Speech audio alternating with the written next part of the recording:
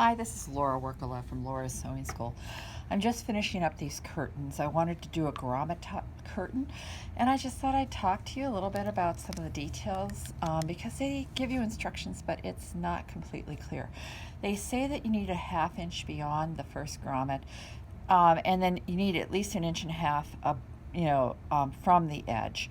And I put the grommets on and said, well, I don't know, maybe I want to center them on the 4-inch top band. There's buckram in here to make it stiffer, and so I drew a line using a 2-inch wide ruler all along here. Then I measured and I said, well, you have to have an even number so that they go on the rod right. So I took and put a grommet where I wanted at each end and said, okay, how do I divide that distance by 11 spaces, because I need to do 12 grommets, and I came up with 66.5 inches. So that meant no, I came up with 6.5 inches between them. And I think that's about right. They don't tell you how far is an optimum amount to have between them. They do say that you should have 8 grommets per panel. Most panels are going to be 54 or a little less because you have 54 inches of home deck fabric. And this is a panel and a half. So I said, okay, then I probably need 12 grommets. And how do I make that work?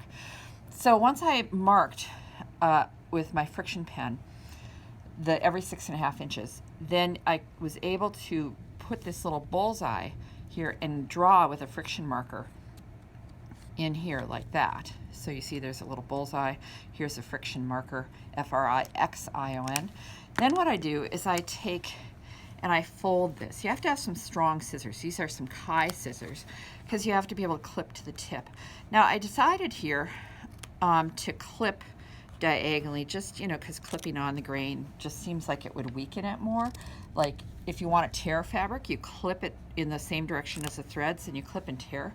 So I thought, well, why don't I cut diagonally, even though they give you a little bullseye that's up and down.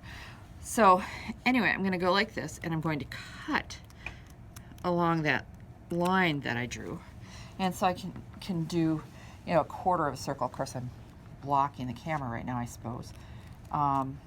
And just turn the scissors as I go. I just feel like it's easier to get them out of the way and cut a quarter circle at a time. I think I'll try and cut this way so you can see what I'm doing.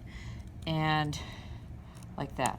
Now, if you wanted to look at this, there are 3 layers. There's buckram. This was a fusible buckram I found at Joann Fabrics. I thought I'd try it, and it seems to work pretty well. I had to cut it to the width that I needed, but that seemed to be fine.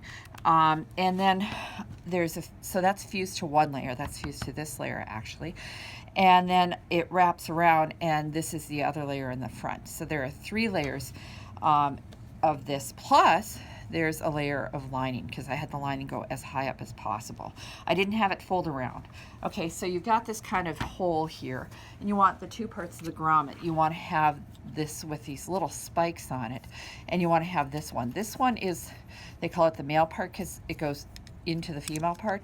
Now, this right here with the points and this little slot is the back. It should be on the back because you can pop these grommets apart if you wanted to.